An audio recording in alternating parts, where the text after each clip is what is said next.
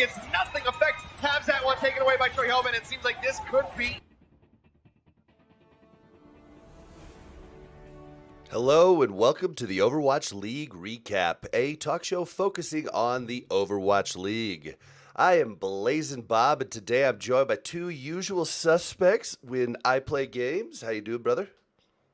Hey, how's it going? It's going good. And Mel, how you doing? Hello, I'm good. And for the first time on Owl Recap, we have special guest, the Switchfox from OmnicMeta.com. How you doing, brother? Great to be here. Awesome. So, Switch from OmnicMeta.com? yeah, I'm Switch here. from OmnicMeta.com. Oh, one of the best game night memes we ever came up with. Oh, man. So at the top of the show here, I'd like to thank Shazir and Ridiculous Brent for being recap producers. We thank you so much. Let's go ahead and jump in by kind of like, this is the first time I've had you on this show, Switch. I had you on Watchpoint Radio a few times, and you've been on Omnic Lab. But for our listeners here that might not have heard of you, why don't you just give a brief intro of who you are and what you do? Well, I guess the best way to describe myself is I'm a big fan of Overwatch. I kind of describe the origins of OmnicMeta, the website. The site is just focused around data in Overwatch. It started out doing some analysis on competitive ladder and trying to figure out what the meta was, what people are playing, what's actually good to play. That was about 2 years ago now. And recently, back in February, with Season 2 of Overwatch League, I've launched a Overwatch League site too, so you can track your teams, see what players are, how players are doing, things like that. So the site's honestly just a fan site made for me so I can track, in this case, Overwatch League. I wasn't happy with the fact that there's not a whole lot of stats. You can't see like, hey, what happened in this game? Was my favorite player any good, or did they die a lot? Or did they even play? There really weren't any site that was keeping track of that. I also want to keep track of the meta too, because as we know, that matters to a lot of people. So it's been fun to do that.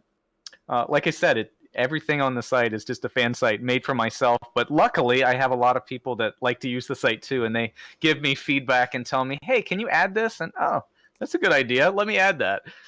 Well, I think you're a little modest. I mean, you're very similar to Ben, Captain Planet. I mean, like that's how he started out too. Yeah. I have to give him a little bit more credit because I think he poured himself into that. And me, I often talk about the origins of OmnicMeta as me being on paternity leave with my first child and having a little bit of spare time during naps that I just coded up a website from scratch just as a fun project. I will say that Captain Planet really poured himself. If you read, he said that he was pulling late nights every night after work, and kudos to him. I think he really earned a spot in Overwatch League, and he's done a fantastic job. But yeah, there's a lot of similarities. Yep. And I mean, I use this site a lot, but recently it's become extremely useful to me, and I've talked about it here on the show. Just the OWL stats and like being able to drill down into more of the stats and get a better picture. I wanted to hear from you, like why you think stats are important when lots of times like they're not. Like if you just look at a stat and just take it for what it is, it's like having gold damage in ranked. It's not that big of a deal. The best. Yeah, I think it's a difficult subject, and there are other people that also have good opinions about this too. I hope that my opinion is good. Stats obviously never tell the whole story, but here's what I've kind of learned after staring at Overwatch League stats for the past couple of months. Overwatch League stats are much different than player stats. OmnicMeta also has, I implemented a player stats server, so you can look up your own personal Overwatch stats. But Overwatch League stats are interesting. One of the recent things I did, I haven't released it, and I've thought about writing something up as kind of like an article. But Major League Baseball and other sports use something called a Z-score. A Z-score I'll spare the technical details, but basically it gives you a measure of a player compared to other players. Say you want to compare third baseman in baseball, for example. This gives you metrics where you can compare, if you watch baseball or know anything about baseball, like your home runs versus the average third baseman, or your triples versus the average third baseman. Well, I implemented something on the Overwatch League players, and like I said, maybe I'll release an article on this later. And what I found is that, interestingly enough, like the statistics that we have access to, things like deaths, ultimates, damage, the players on the winning teams had really high values. This may not surprise, and the players on the really poor teams, the bad teams, have very low values. It's interesting because it's such a team game. The statistics can kind of tell you that, oh, well, if you're a team that dies less, that implies that you're winning more because you're winning more team fights. If you lose a team fight, you wipe, for example, so you have a lot of deaths. Right. So you can get some insight into the team just by staring at the statistics, and that gives you a very high level view of like how the team is doing at the highest level. It can't tell you that a diva should have peeled for the support at this particular time. Yep. But what it can tell you is that, are you winning your team fights, and who is maybe feeding damage during those team fights. Like Cruz. You can point out Cruz, right? Some of these people, but it's like higher level stuff. So for me, it also, doing those scores lets you kind of compare. So knowing that a team is bad, having these type of scores also lets you compare players within a team because they're already on a bad team. So of course they're going to die. They're going to team wipe. But how do they compare versus others? So how does are they a great diva player compared to the person who's a really bad Lucio or something like that on their team? Who's the dead weight? Who's the person carrying? So there are some interesting stats you can pull out. But like I said, people like when you can eat a grab as diva. That statistic's not captured that I have access to anyway. But it's a huge stat. I mean, it can It change is. the entire team fight. And I've also Absolutely. noticed, I'm doing a lot of Overwatch League fantasy. I've also noticed that really good teams going up against a really bad team, even if you have players on the really good team, you don't get any stats because they just roll over them, and there's way less fights to actually build up stats. Yeah, and doesn't that make sense? Because these sustained fights where people are not dying, if you have a very decisive team fight, right? Like Jonak decides to take out 3 people, or right at 5, the end of the fight, which or is 5, this, whatever. This stage. Not unless it's playing against Dogman, though. Then that doesn't Okay. Maybe we'll talk about that in a little bit later. We're going to talk about that. So that rating thing could also be compared to a QB rating, like that they give quarterbacks in the NFL. Like, it's a big algorithm that makes no sense to me, but is a pretty good indicator of like who's doing really well and who's doing bad, rather than just TDs and yards. Right.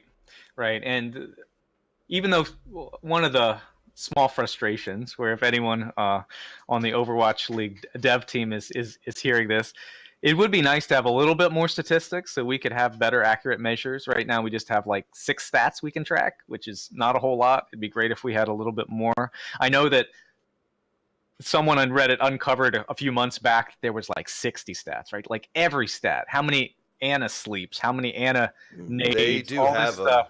The And they have casters access to have that. it. Yeah, the casters have it right there, real time. I took a picture of it because I was like, I want this. I don't have to have that, to do the stuff that I want to do, but it would be nice to have a little bit more. One thing that would even be helpful is that it'd be nice to have match time or map time that's actually accurate. Right. But that's a side note. Yeah, so there's some neat things you can pull out of the stats and interesting things. I mentioned this Z-score, this player comparison. It's kind of half-baked right now. That's why it's not, published in public. But if people are interested in it, let me know. You can ping me, or other people. You 3 can also say, yes, we'd like to see this. And I can kind of finish it up. I would like to see it. Yeah, okay. Absolutely. I've got to add a few things to it, but it is pretty neat. Nice to see like team compositions, like what team compositions are better within a team, right? Like especially like Houston, who switches their team comp like every other day. But something like that would be interesting too, seeing if Gouchway has got better stats with the team winning versus I forget his name Yeah, now. I would love to be able to Yeah. parse out just diva stats per 10 minutes or just somber stats per 10 minutes. So you could better compare people that play multiple roles side to side. Yeah. That would be nice. Yeah. It would be great to do that. Like I said, I think for me and just reading it, you kind of get a picture of what's happening at, not to throw a little bit more technical, like macro versus micro. Like macro level, like did you win the team fight, the highest level? Did you win the team fight or not? Well, you've got to kill people and you have to not die to win the team fight. So you can get that thing out of the stats. So that's actually kind of helpful. Unless you're bumper, then you can die. Well, that's the interesting thing. So in doing some of these statistics too, you find the Reddit hype versus the reality. And I think, Bumper without a doubt is a really great. I mean, he's a great main tank on a great team. But the stats that I've seen indicate that Super is like almost hard carrying the Shock. I mean, him and Sinatra. Sinatra is. So those two together to see that you just gotta watch Super playing. That man is which was so funny because they really were, they were trying to incite the crowd to heckle, right, with this super bad stat card. And I it's funny to see a couple weeks after the fact, like he's really doing well. So it is neat to see this stuff though. It does tell you a lot about what's happening in the game, and hopefully it's helpful for fantasy players too. Hopefully it actually is more helpful. Your site I use in conjunction with the fantasy site because he's just getting tore up. Poor Soul Drink has just been putting every ounce of his free time into it, late nights, and like the stats aren't the best there. So for me to judge who I'm going to play the next week, I've used your site almost exclusively. But I wanted to see if Andres had any questions because this was what you took a big break from our show to go and learn about a lot of these stat tracking statistics and things. Actually, Switch has been kind enough to kind of let me play around with a lot of these stats. And like I haven't put out anything yet either. I've just kind of been messing around, looking at different things. But one of the things I did on the previous season was looking at Zarya stats, just Zarya stats for all the players of all the teams. And I was comparing like the damage that they were outputting versus the kills that they were getting. And it was immediately obvious who were the players who were pushing their team to that high pressure, right? Like actually getting things done. And the obvious suspects were up there. Sinatra was heavy into like damage, probably like the player that did the most damage in the whole stage, and very high on kills. But that being said, the highest conversion of everyone was from Somisu, the Vancouver Titan Zarya. He, even though he wasn't dealing as much damage as Sinatra, his kill conversion was insane. He was getting all of the kills all of the time. And that might be because of like what Switch was saying, right? Like the whole team has a big impact on that. If Vancouver Titans is just slightly better at focusing fire than Shock, San Francisco Shock is, then those stats kind of get skewed. But you can kind of see at glance, you could see players that were not performing well in the role, like poor Shadowburn.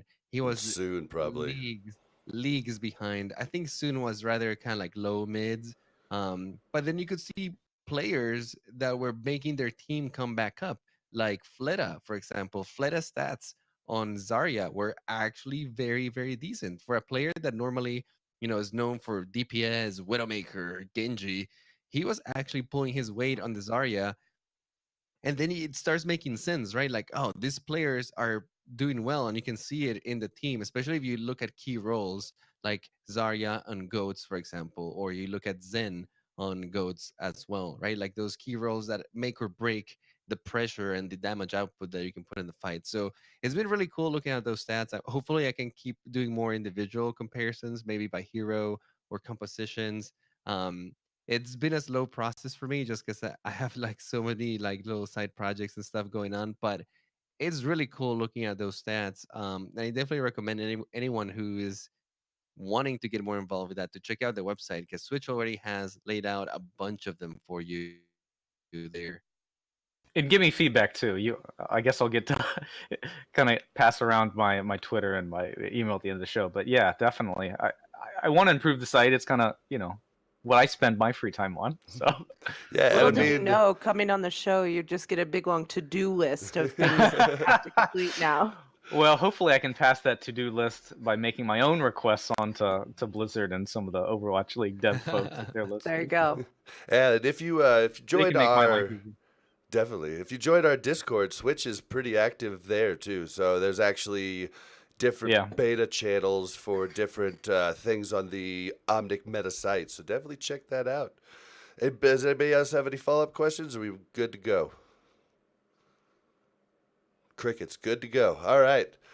So, moving on to news. The Overwatch League Grand Finals will be held in Philadelphia this year. Now, did we get any information on venue? Like, there's no way their new stadium would be complete in time, or even large enough for the Grand Finals when last year they sold out 18,000. It's still somewhat speculation, I think, on that it's held in Philadelphia. I think they did get it from Blizzard that it was held in Philadelphia, but Blizzard hasn't put anything out announcing it yet. And I think that's probably because they don't know exactly where it's going to be played. But I mean, the one that they're building is like 60,000 square feet. Yeah, but it's only like 4,000 to 5,000 seats. It'll be basically about the same size as the Dallas home game at the Allen Event Center. Because how many people did it fit in the last finals? Like 20,000 or something like that, right? I think the 28,000, number I think. I thought it was 18,000. I don't know. But either I thought way, it was hovering near 20, yeah. yeah, it was at least up to 18,000. I don't think the Barclay holds 28,000. I think I remember Jaw telling me that because he goes to the Barclay for a lot of different things. But interesting that they're holding it in Philly. I'm guessing it's just going to be in one of the venues close to the new arena they're building, and hopefully part of it's built so people can kind of walk over there and check out like the store that they're going to have there and see part of it. But I doubt that they could have it built in time. But either way, that's pretty cool. Are you guys planning on going? Yeah, I think it would be super cool that they're doing it in Philly. Keep going around the U.S., different cities. I've never been to Philly, so it would be a good excuse to also get to know, the place and check it out. I've heard some good things about it. Yeah, same. I've been to so many places I've never been to because of the Overwatch League and this podcast. I'm so thankful. For sure, for sure. It's kind of nice. What about you, Switch? I probably won't get to go this year. My wife is due with our second child in August, so I don't know the Getting exact a date. little The close date's in there. September's, right? September Is that what the 29th. Yeah, there's no way. A 1 month old? No, probably not. But that Sorry, said, buddy. it is fascinating. It's in Philadelphia, right? That's just a few hours from New York, right? See, that's why I thought you might be. I know you weren't going to be able to make it to BlizzCon, but I thought maybe you could Yeah. make it to this because you basically take the train, right? Yeah, I could take the train. I'm just up in Massachusetts. But what do you guys think of? I mean, it's just 2 hours away. Would you have rather it be at another city rather than Philadelphia, or do you think share the love, West Coast, East Coast? I think I like it. I think I like it. They keep moving it from city to city. Like we got New York, that was super awesome. Yeah, that was Definitely an awesome city for those sort of events. But keep moving around. Like we saw with Dallas Fuel, like the fans are everywhere, and the newer places that you take it, those fans are thirsty for it, right? Like they're gonna come out, they're gonna enjoy it. So I think it's a good move on their part. Well, but what he's saying is, I mean, basically from New York to Philly is only about 2 hours. Would you have rathered it been like in Florida or in Texas or in Atlanta? I mean, of course, yeah. of course, Of course Atlanta. you would. All right, Rather like it in Atlanta. would you They have can't rather do have been Texas further or away? Atlanta. They can't do Texas or Atlanta because they have homestand games there. That's true. True. They have everything in California, right? So like they're kind of, I just think, trying to expand where they're having things, and they know New York was a big success last year. So if they can capture all those fans that were in New York last year by just going a couple hours away, maybe Yeah, that's make a their really good good call. point. But I think it's a lot to do with Fusion being so invested in their home arena and having Comcast as their investor, and like knowing that they'll be able to put on a good show. You know, that probably is it. They just have the infrastructure and they have the partners to be able to pull it off over there much easier than in other cities. I'm sure that's it. But there's other cities like even Toronto, Vancouver. Like these are You know, other places too. And What are you talking Americans, about?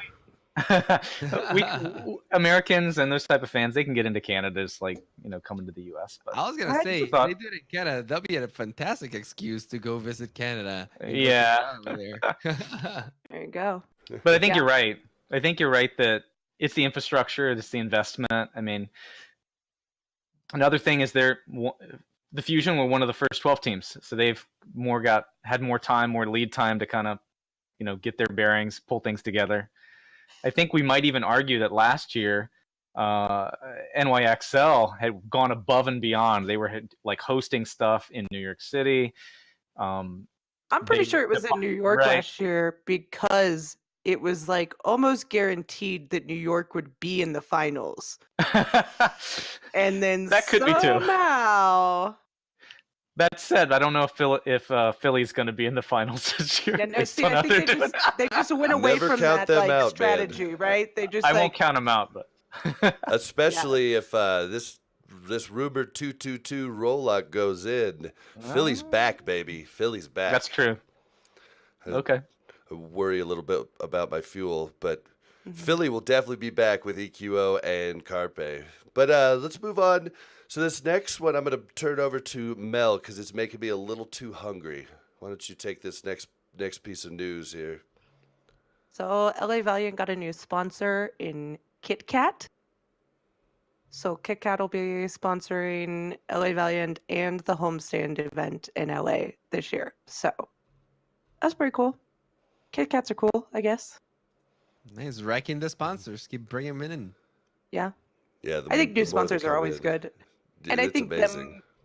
them having Kit Kat and Bud Light for the homestand event in LA, I think will help them just make it even better.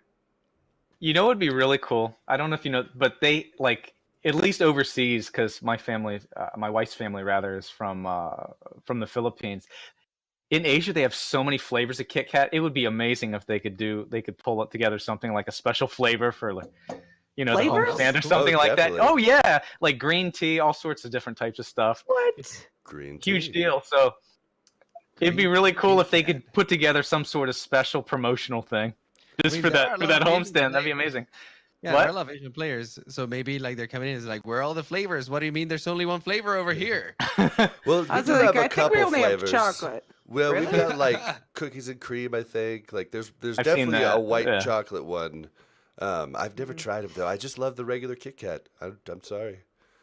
I'm just saying, what if they did? I don't know. It'd be really neat if they could tie that into the homestand somehow. I like it. Yeah, I like yeah, it. it'd be- But who knows? it'd They be really probably cool. can't. But But I did confirm on the Bud Light thing. The Bud Light is only available at the live events this year. It's not at the Blizzard Arena, which some had thought it might be. My guess is like there's no reason to get a liquor license for something that's not going to be there in 4 months. But let's go ahead. And the sponsorship probably only applies to events. Like they're probably giving them money to run the event and then have their own like stand in them. Yes, Well, it the did say that events the sponsorship. yeah, go ahead. It did say the sponsorship was for the rest of the 2019 season and the homestand events, but They're sponsored them on ESPN and on ABC also. mhm. So there'll be commercials. So that'd be kind of cool. All right, let's just move into some games. So let's start off by talking about the Atlanta-New York game and how Atlanta beat New York again, making it 2 wins this stage against NYXL. Is NYXL in trouble or is Atlanta just their kryptonite? What do you think, iPlay? I know you want to jump in. Let's go, boys! I'm so happy about this one. After the first win, I was surprised. After the first win, I was like, whoa, did we just beat New York? Did we just get lucky over here? But honestly, watching the game again, Atlanta played really, really well. And to everyone that was saying, like, oh no, that was just a fluke, that was just a fluke, New York is going to come back. Here we have it, boys. Second game in a row. Now, that being said, Atlanta is just giving me, it's just full of surprises to me over here because they get to pull off a two matches against New York, but then when they go up against some other teams, they kind of like I don't know stumble around a little bit. I think that we didn't play it perfectly. I think that we still made a lot of mistakes. We have some high level talent, and I will say the highlight of the second game against New York, I'm gonna give it to Daco. Daco is such a high level player in our team, and he was enabling a lot of players, and especially Dogman. He was buying so much space for Dogman to actually just get in there and all those huge stats that you see from Dogman coming out of that match were thanks to players like Daco. Baby Bay is doing okay. I think that he still makes a few mistakes here and there that really cost him a lot. He dies in places where maybe he shouldn't have died. Um, so I do miss the Fran and his savant magic in that spot. I think that we still had the Fran, we could easily be one of the top teams right now. But that being said, I definitely they're agree with doing that. really good, and I'm really proud of them. They're finally gelling back together. I'm glad that Daco is getting the playtime again. The team really feels really solid when he's in. Dogman and his hype, he's super super awesome. So doing great again. I don't know. I'm just happy in general for the team. We didn't make it this stage to a stage playoffs, but I think that next stage things are going to be a little bit different. Yeah, it seems like they've really locked down that roster too. When they were doing a lot of changes, it seems like they're just gonna go ahead and go with Dog Man. They're gonna go with Daco, Pokpo. So it seems pretty good. Does anybody else want to jump in on this one? No. I can. Yeah. I mean, I think that Atlanta played well against New York, and I think that they are kind of just the kryptonite to New York right now. I'm a little shocked that New York only had one game this week, and it was a rematch against Atlanta, and they didn't prepare better to take them down. Like, I think they underestimated them last week, and then this week, I don't know what happened there, how Atlanta was able to pull that one off. But I mean, you look at the stage for New York and they've, really just had a fluffy stage. They played Fusion, Dragons, Justice, Mayhem, Fusion again, and then Atlanta twice, right? So their whole stage, they've just been kind of like, eh. Yeah, but I mean the Dragons are in the stage 2 playoffs. So I Yeah. mean, it's just it's a little weird. I think that New York, their play style of just letting the team come to them is really biting them in the ass in this post bumper goats meta. I mean, I think a lot of people have seen Vancouver doing that super aggressive style, and it really doesn't bode well for New York. Um, we can go ahead and move on to something else if you want to. You guys, that's all. That's all you got. I play. Yeah, well, I think that New York is playing. Yeah, I think that the passive style they're taking is not paying off, mainly because they seem to wait until Jonah pops off and gets a bunch of picks, right? And that's when they are able to move in. And they rely a little bit too much on that. I think they're good players, but they're definitely falling behind in the GOATS meta. They're not made for it. At least not like San Francisco Shock or Vancouver is playing it right now. Thankfully, I think that Atlanta, it's a really good GOATs team. They understand what they need to do to pull it off. Um, I don't think that our GOATs is as perfected or nearly as good as San Francisco Shock is right now, or even Vancouver Titans. But we or goats is good enough to go toe to toe with a lot of the other teams. We actually seem to have more trouble when we're going against things that are not goats. So going up against New York, who basically is just playing the meta right now, it's in our favor greatly. And thankfully, Pokpo still can play the Hammond. We still have pretty good Sombra, so we're not like too far into the goats like San Francisco is. They're like the goats team right Yeah. now. Which is But I don't know. I crazy think because they were like touted as like the all DPS roster, and I guess joke is on us, you know. yeah, yeah, they definitely changed that perception real quick. So I don't know. I think that New York is in a little bit of trouble when they're gonna go against some of the more solid goats teams. They're gonna pay right now unless they get their act together or figure something out. Maybe not rely as much on Jonak. I mean, he's a fantastic player, but I think even Jonak was getting frustrated this past few games. I think you could see it kind of in his face. He's not used to losing, so when he's Yeah. losing, I think that he's like, what is this feeling that what, losing?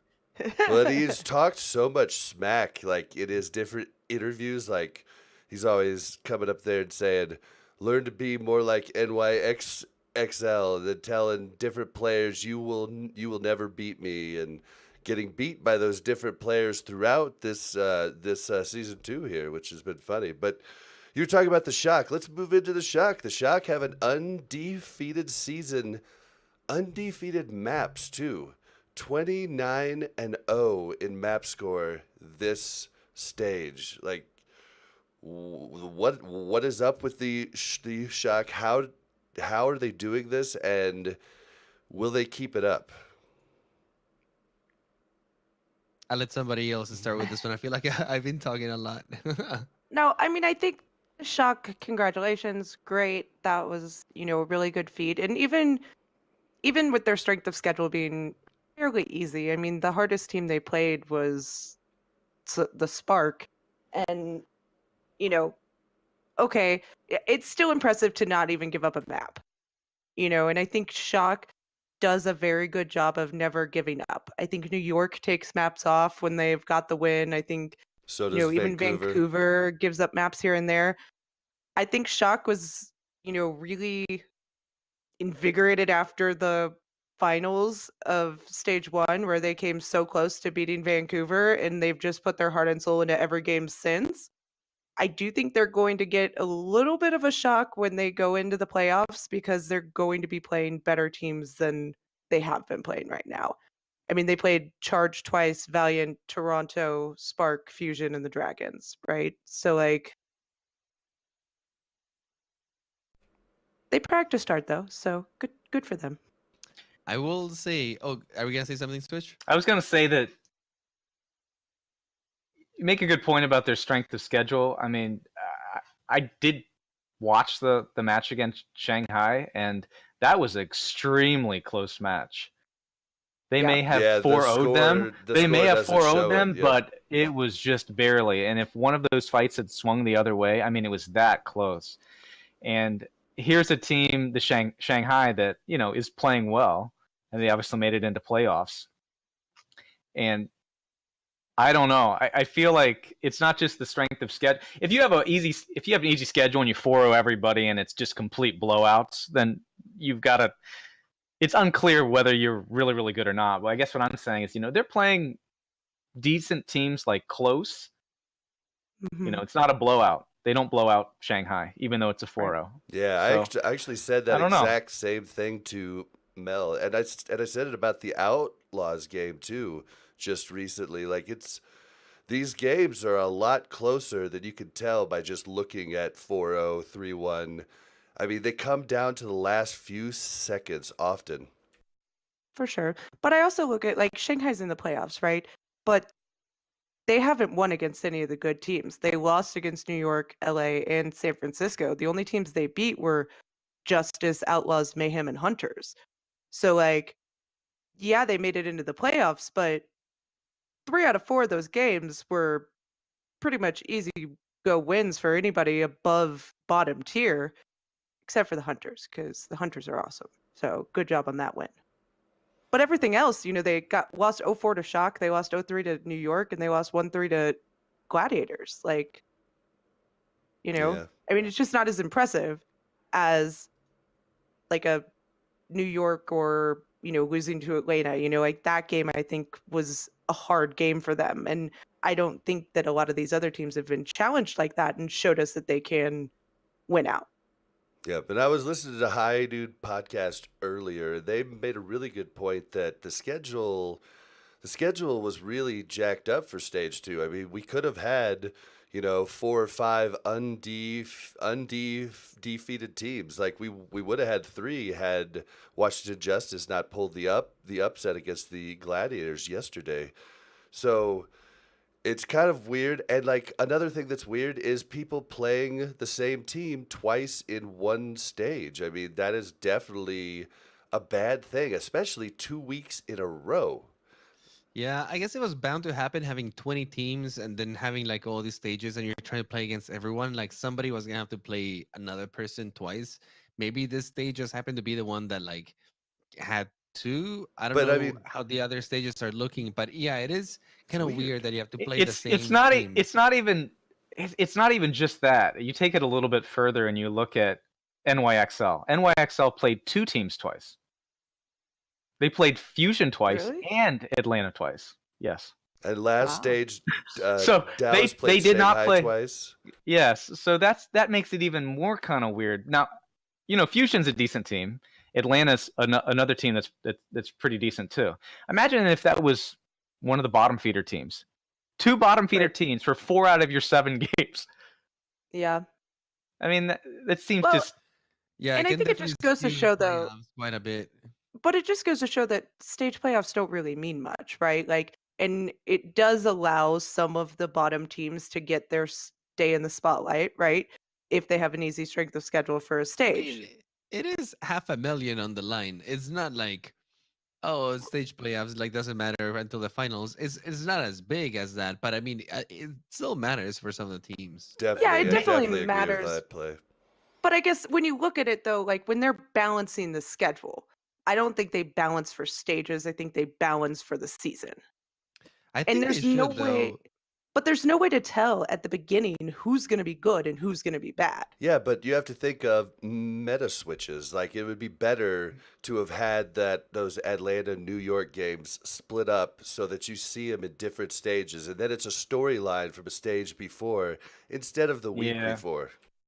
I think it favored Atlanta that they got to play New York Excelsior twice in a row under the same meta with the same rosters because they figured it out the first time around and they basically did the same thing the second time around and New York did the same thing the second time around. Like that's how they were practicing it. That's just how those two teams matched in this meta.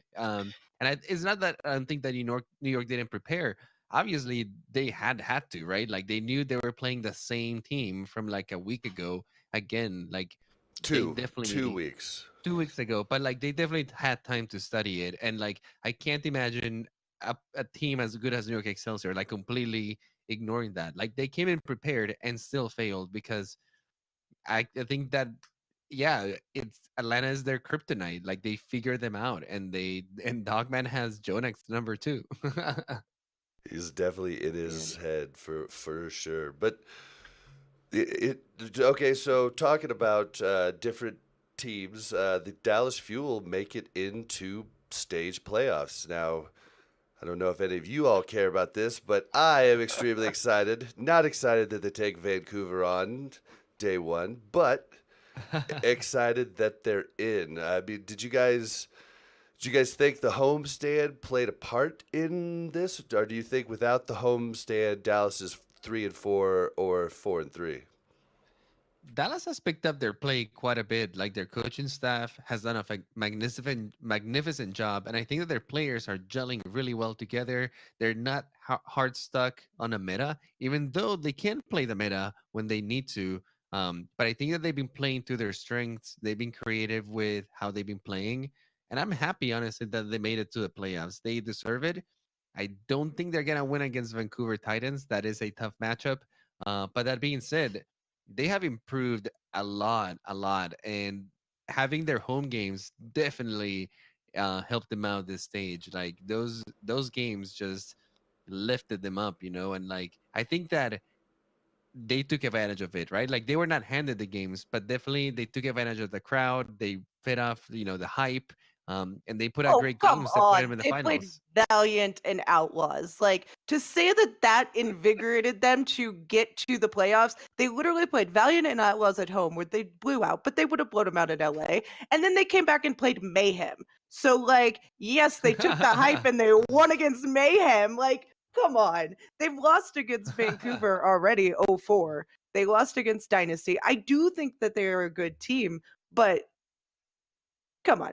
We can't contribute their success to the homestand because of the quality of matches that they were given at and after the homestand. What do you think, Switch? You got to watch them from home. So we've got an Outlaws fan, we've got a Fuel fan. Outlaws You fan, know, a I Fuel think fan, that- and an Atlanta fan walk into an a bar. Atlanta fan. I was a big Atlanta fan until DeFran left, and now I'm still looking for. They're coming. They're Come to the blue. I'm still an Atlanta fan. Come to the blue. I think you're seeing something that's strength of schedule. We were talking earlier about maybe stage playoffs doesn't matter or not. I think the winner of the stage, or maybe the final, the finals, the final two people, 8 teams down to 2, that does matter. But you are seeing schedule kind of play into that. Now, the thing is, you don't know. Dallas whipped a lot of these teams, right? But you don't know. Would they have beaten Shanghai? They didn't play Shanghai. Would they have beaten Chengdu? They didn't play Chengdu. Maybe they would have. We don't know. And now they got to play Vancouver, and you probably will never know. So you have to wait till the next stage. It's hard to say. I'm glad that they're in. I'm glad that we're seeing diversity. I mean, I was looking just to see who didn't make it. So here's a couple of names that didn't make it. Seoul didn't make it. Philadelphia didn't make it. Boston didn't make it. So they're not going to be in the stage playoffs, those teams. And to be fair, they lost matches that they should have won, each one of those teams. For sure. Oh yeah. Well, let's talk about Boston. Boston beats undefeated LA Gladiators, then turns around and loses to the Justice and gives Justice their second win of the season. What's up with Boston? Boston thought Justice was a free win and put all their eggs into one basket, and then got outplayed by Ark and Sleepy and the whole Washington crew that I think is getting better. I mean, Washington's done a good job of making changes and making active efforts to improve their roster, and I think that it's starting to show. They've come together as a team a little bit more. They're meshing as a team a little bit more. Janus actually looked, pretty good in that game, which is very unlike Janus. So kudos to him. Well, I mean, he has a support line that's keeping his aggressive play style up. Yeah, and he has Arc that can translate, and I think overall Washington was a lot better than Boston ever thought they would be, and Washington wanted it real bad. Yeah, I think they got. Oh, you go. Go for it. I was gonna say they got caught off guard, like you were saying. I don't think they were expecting it. I think that Boston is still a really good team. They have one of the best tanks in the league right now with fusions. And I wasn't surprised when they actually beat Gladiators. When I was in High Noon last week, I was actually rooting for them in this matchup. I was thinking it's going to be a tough matchup, but I think Boston still has what it takes to beat Gladiators. So when they lost to Justice, I was just kind of dumbfounded a little bit. I think it was just going to be one of those Boston things where you just take it to game 5, and then at the very end, they're like, okay, guys, let's go ahead and just win it. But no, Justice was able to take it. And I'm going to give props to Justice over here. I don't think it was so much Boston just playing bad, but just Justice finally playing good and looking a little more solid. They're playing Sergeant together. I think the new pickups are definitely improving the team slowly. They still have some more time to, gel a little bit more, but so far, they might be on the rise. Dude, Maybe Boston just wasn't used to winning the first 2 maps. That when it got to map 5, they were like, whoa! That's the problem, By the time they got to map 3, Fusions was cooled down, and he never got angry because he thought they were going to win. And you know, here he goes. Momentum. Well, according to Color Hex in his interview that'll be out Wednesday on our YouTube, he says that they don't ever get angry. They just talk and they keep talking, and he says fusions actually defuses a lot of that type of anger. But And by the way, this is just me like joking about fusions. I don't know if he gets angry or not. I just see him like talking a million miles an hour into Oh, the yeah. mic in the middle of the Animated. fight. So I just assume that he's just like telling his team like, go do this, go do that, go. But yeah, for all I know, he could be just like the nicest guy. Like, guys, let's all calm down, take a deep breath. Oh no, I think guys, we have to calm down, we have to do this, but I don't think he's angry. I think he's just very assertive. But Very deliberate, yeah.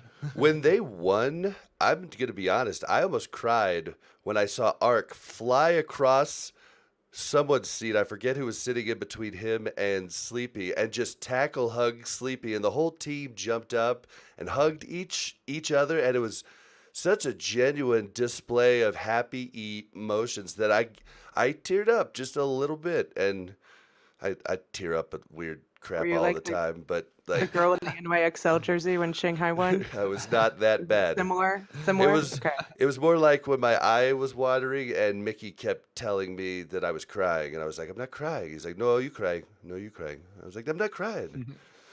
But yeah, it was a special moment, and after we had went to the watch party and seen the fans and their support for a team that was doing so bad, it was really neat because I know those fans were just jumping for joy. I would have loved to have been in the room to see them all jump up, at their watch parties, and it was just really, really cool. I will say one more thing about go this ahead. game before we move on. Sleepy's little arrogant comments at the end of the game when he was interviewed. Anybody else have an issue with that? Like, they asked him, like, how does it feel? And he's like, I'm just glad that my presence is being felt on this team. Like, he was the only reason they won that game. Like, Sleepy, come on. You're a good player, but get out of here. Oh man, yeah. And then right after, I don't know if they meant to do it, but right after they ended that interview and he said that, they showed a clip of him dying first in the team fight and them still winning the team fight without him. So it was almost like they trolled his comment. He is a really good player, and like he thinks highly of himself. But as long as it's putting results, you can't blame the guy. I can blame him. That's my right. That's the show. I think Sleepy. You have to admit though that he was a really great pickup and possibly is going to help turn them around. So should he have said that? Well, maybe that's a little distasteful. Maybe that's a little arrogant. You have to remember. I mean, he went from. Well, I mean, he was on the bench in shock, but he went from a team that's a top team down to the bottom team. Literally, he went from the him very and top. Art. Right. And so maybe he wants to say something, he wants to say something to people that are like, oh, why is he playing on this Washington Justice team? Yeah. He's a great player. He is a good player, but like Switch mentioned earlier, it is very much a team game. It is. And I just don't like it when people take credit for the whole team. Like, just give credit to your players, your teammates. Well, and I mean they're all pretty young. I mean that's a smart thing for any player in any sport, especially if you're in a leadership position. Like, I mean, it's a small thing that will go a long way for these players. You see players like AKM and like really picking up that, and Jake does it a lot. And I mean, these players that always mention the team when a question is poised to them about how good they are and carrying and whatnot. But so how about the Valiant and Houston? Like they now have the same overall record. Houston, it's like weird. The two Texas teams just flop places like from last year. Like, Outlaws was, bottom of the pack of the top of the pack last year around this time, and Dallas couldn't win a game to save their life, and now they've swapped. But like now they're Valiant's looked better this stage. They are 3-4. They went 0-7 last stage, but now they're basically the same overall. Like, what do you think? Do you think Valiant is actually on the push to move up, or you could go with Outlaws too if you think they're on the downward spiral? Whichever one you want to talk about. What if I I- think Outlaws are on the upward spiral, huh? What about that? You'd be the only one. Yep. I was gonna say the Valiant. I was so surprised they had this start because I don't think it's a team that deserved to be that low. I don't know what was happening. Maybe the players were just, distracted. Some other stuff was going on behind the scenes that we couldn't tell. But I think it's a team that has a lot more potential. This is more where I expected them to be right now. Like their goats play and their play in general doesn't scream to me like top team. I don't think they're anywhere near San Francisco, Vancouver, or any of these teams right now. But they're definitely not bottom of the pack to me. I think that they can do a lot better than that. And I think that's what we're seeing. On the other hand, though, Houston Outlaws, they just haven't looked good since last stage. I'm sorry, Mel. And things haven't changed for them. I just don't see them having a style at all. They're kind of lost there. They Nothing screams to me like, hey, maybe they could take it this way. I think that team needs a big shakeup. They need some fresh meat in the team, whether it be in the coaching staff or whether it be a new player. But they need somebody to jumpstart them because right now they're really relying on themselves and they're putting a lot of pressure on themselves of like, okay, everybody learn the new meta. Let's match this team that actually has been practicing this meta, maybe pioneered even some of the things in this meta, and they're trying to catch up to that while being players that haven't really played those roles before, and they're hard stuck in my opinion. I just don't see the Outlaws winning very much next stage if they continue on this trend.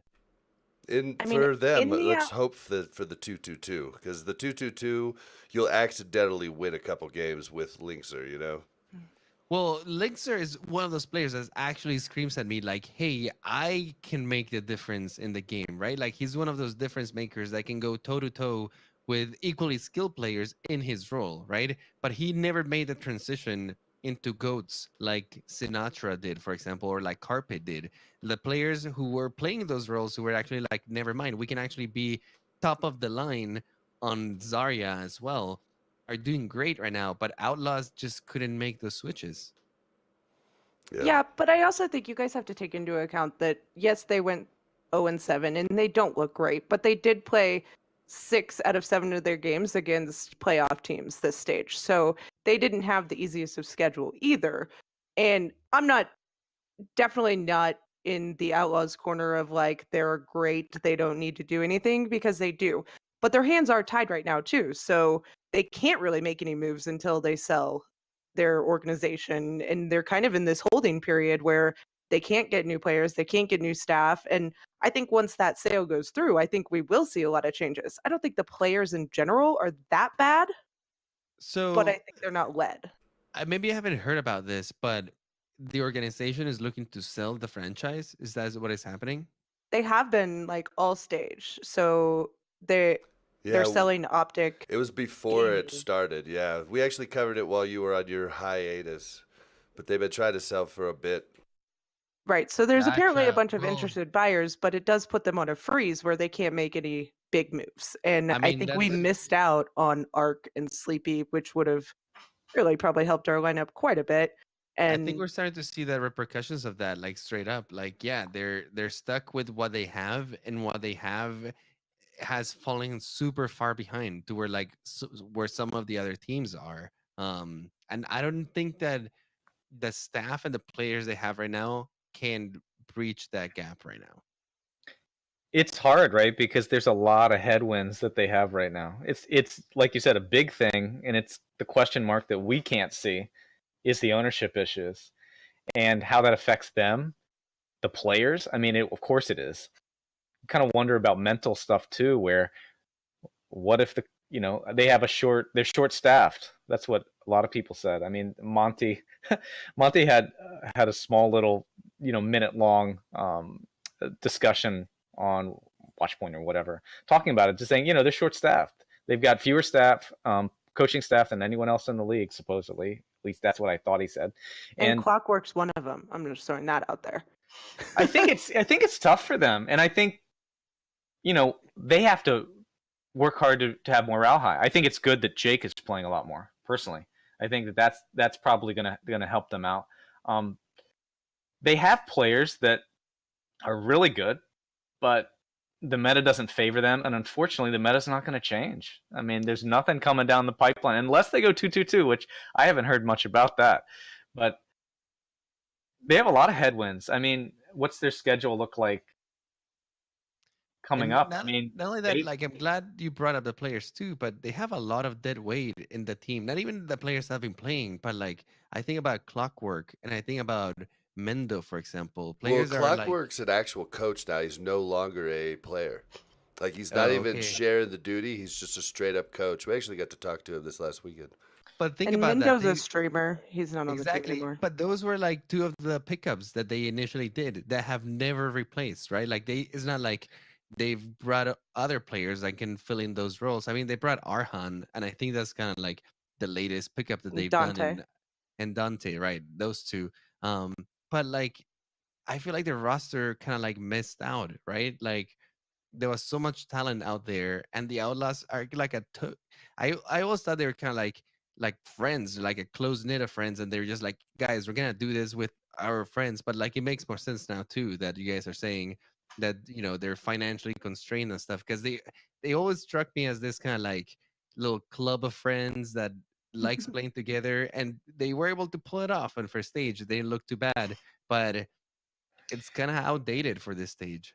but you have to admit too, okay, you've got a bunch of really mechanically skilled players, and regardless of what people think, there are mechanically skilled heroes being played in this meta, What? and they are supposed to be, like you're saying, Andres. They're supposed to be this team that really meshes well together, and they're not able to do that for some reason. Either that's something that's happening in the clubhouse, or that's something else that's happening. Could be coaching. It's something that they can figure out. Now, I think it's not a minority opinion that Linkser is great, right? This is not Linkser's meta. He never picked up. He's not a top tier Zarya, right? That's why he's not playing. Right. When there's clips of him. There's all these Reddit clips of him getting to play soldier on these, on and other heroes on control maps, right? So he gets to do that. He gets to pop off, and people are like, why isn't he playing all the time? Well, he's not playing all the time because the rest of the maps are not played like that. Right. You can't play that. And I do think that you have to look at Houston in the fact that it's a double-edged sword for them, right? So they've been swapping up their roster like every other match, and it is a double-edged sword because this meta is so revolved around teamwork and communication that if you keep switching it up, then you've got a different Zarya bubbling Muma, you've got a different Brigitte stunning Rhine, you've got all these differences coming in. But if you don't switch it up and you keep losing, people are going to be like, what the heck's going on? Why don't you try something new? I bet this would work better. You know what I mean? So I think their biggest downfall was them switching up their roster every game. I think it just made Muma look like he was playing too aggressively. It made, Dante on Diva, which he's not great. And then, there's a lot of flexibility, but it's flexibility that doesn't work with the meta. It's flexibility that, like, Dante doesn't play Diva, but he's the Sombra. So what do? Switch 3 heroes and nobody gets ult charge? Like, it just doesn't work. We've got a Spree who's a Zarya specialist, but he can't play Zarya because Dante plays Zarya, and if you want both of them in, there's just a mess. Yeah, although you had to try something. You had to try at least switching it up. I think that the switches definitely didn't work. But even with the roster that they tried playing for a little bit, and here's the thing with the Outlaws. Sure, they are great players, but when you like look at Buma and you start comparing it against Fusions, against Super, against Bumper, like his play looks a little flimsy. If you look at Spree and you go compare it against Carpe, Sinatra, you compare it against even like Baby Bay, he doesn't look like that amazing either. Yeah, I mean, Spree was one you of the look at, best Zaryas before DPS started playing Zaryas. or it's same with Raucus. Like, sure, he's a great Zen, but like put it against Violet or Jonak, and again, like though that's the standard that you're going up against, right? Like those are the guys who are pushing the game, and those are guys you're gonna be facing, and everybody else either plays at that level or close to it, or is gonna fall behind quite a bit. And I think that the Outlaws just kind of fell behind quite a bit, and their players can't really compete against this new level that the other teams are setting. But I Yep. think, like Switch was stating earlier, like comparing players across teams, like obviously Bumper's doing a lot better than Muma because they win a lot of fights, and on Outlaws, yes, they're going to have horrible stats because they keep losing, and so, yes, I get it. You get better stats, you start winning more. So, like, yes, there's an issue, but can you really pinpoint one person on that team? Can you say that Muma's being too aggressive when you look at Bumper and say that No, but Bumper has all the resources into it? you're right. Like it's a team game and it does rely on everyone. But like the individual plays that these players are making are leagues ahead of what the Outlaws are making. That's kind of what I'm trying to say. Like Well, when you watch Super play, he is such a consistent Reinhardt player. He barely makes any mistakes. He's usually in the right position and he clutches it out. Like he just lands the shatters when is needed. And it's just something that you sometimes don't see coming out from the Outlaws, right? Like when they should be able to, like, here it is, they just don't capitalize on it, like some of the other teams are doing. well, and for the Outlaws, what I've noticed a lot watching the games is just they things start going bad and they all start trying to make their own individual plays. And I saw Muma charge way away from his team multiple times this last game. And it's like they're trying to do too much. But I'm putting a cork in this conversation. We're gonna move on to the 4 playoff games, and then we're gonna head out of here, guys. So first off, Fuel versus Titans. Any chance in the world Fuel wins? I doubt it, but dude, there's there might be a glimmer of hope out there, but there's just no signs that Dallas can pull it off. Vancouver's play is just too solid. You could take Yeah. a map. Yeah, I could see that. They institute 2-2-2 just before the game. And then suddenly everyone's like, "Oh no, what do we do now?" And they put some of the other players. I think if they Honestly, run their starting 6, it's going to be, this is their Bumper on they're good at, Hanzo. if they put Yeah. Bumper on Hanzo, they've got a chance. I don't know. I was gonna say if they manage to get Vancouver off of goats, they might have a chance. Because yeah, I think I agree. So Misu doesn't look the same when he is playing DPS. Bumper doesn't look the same when he's playing Hammond. But the problem is, can you even get Vancouver to go off of goats? That's so hard to do. I think Unless that's you're Chengdu. that's the real question. I've noticed that, and it could just be lineup too, because they sub people in and out, and they're actually trying to get people. The coaching staff seems very methodical on who plays on what maps and trying to get people experience and stuff too. At least from my perspective, if they play something that's not goats, they have not done well in Yeah, the handful of yeah. games that I've noticed. In fact, they've lost those maps, just straight up lost, or just Mhm. gotten embarrassed. Like they just don't look good. Now that just might be they're not practiced on it, but At the same time, though, Dallas hasn't looked good on DPS comps either. So I don't. I'm a huge Fuel fan, but I'm not. I mean, at best they take a map. I would love for them to prove me wrong. That the fan in me wants to say 4-0 Dallas, but the realist and analyst in me says that it's pretty much not going to happen. So what's a good result for them? I mean, they take one map. Is that a big deal? Or if they have to go to game 5 and take 2 maps. Game Anyone who 5 can would take be a awesome. map of Vancouver is good right now. Although that just makes Shock closer to the title. Yep. What about NYXL Gladiators? NYXL has not looked the greatest the last few times we have seen them. They seem like they're taking a little bit of time off. Do you think they're preparing properly for the Gladiators? Who wins?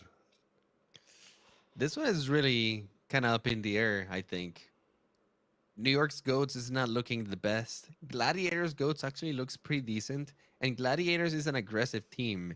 And they have the Atlanta playbook to go by now. They actually get to analyze those 2 matches and be like, okay, what worked against New York Excelsior. New York is also not coming from a high note. So we'll see how this one goes. I think that either team could win this one. I don't think that New York is like terrible right now. You can't discount them. You know, Jonak wakes up on a good day and just destroys everyone. Boom, you win that game. So who are you calling? I'm gonna go for Glads. All right, Mel. Yeah, I'm actually going to go Gladiators too. I think that New York, like I play was saying, is on kind of a low note, and we know their playoff history is not ecstatic. So I think the Gladiators have done well, but the Gladiators are also coming off a loss to Boston. So I think it'll be a very good game, but I think Gladiators will take it. Switch. I think it's going to be really hard. Okay, so here's the storyline that I think you have if New York is your choice. Their last 2 weeks of the stage, they played one game. They had a bye week, and they had a one game. That one game was against Atlanta, in which they lost. If you want to take the Monte Cristo sandbagging type of story and say that they are busy preparing and just watching film and doing all that, or getting R&R or whatever they need to prepare for the match, then I think there's a chance that they stomp Gladiators. But that's a tough story to swallow, personally. That's super tough because they kind of scraped in a, well, they didn't scrape in, they did well, but they had a really bad strength of schedule, right? They played a lot of teams that were not great. I don't know. I think it's hard to put New York out of the running, but I think you got to go Gladiators, right? I think the Boston game was just unlucky. I really do. Mhm. They lost the first control map. They should have won that. But if you watch the game, they were playing against Maygoats and stuff like that, stuff they probably hadn't prepared for, and they just lost. Right. So Gladiators would have been 7-0 if they probably had won the control map. So Yeah, I'm actually Gladiators. go with the Gladiators too. What about the Dragons Shock? Any chance for the Dragons? It's a rematch of the game they just played. So And it was a decent game, though. Like, it really was. Like we talked about earlier, the scoreboard showed 4-0, but it was a lot closer than that. And I think maybe we have a dynasty upset situation happening here. Probably not, though. I'm going to go with Shock. I think Shock is gonna take it the whole way. I think they're gonna beat Shanghai Dragons, then they're gonna beat Vancouver Titans. It's gonna be a Ooh. match for the I ages. don't know. I think so. I mean, Vancouver. Don't get me wrong; it's not gonna be easy. And the only way I see San Francisco Shock losing against them is if they choke. If So what's Sinatra gets a little bit too excited and just tries to get a little bit too fancy, but they've been playing such a solid game. Like watching them play right now is like really, really good.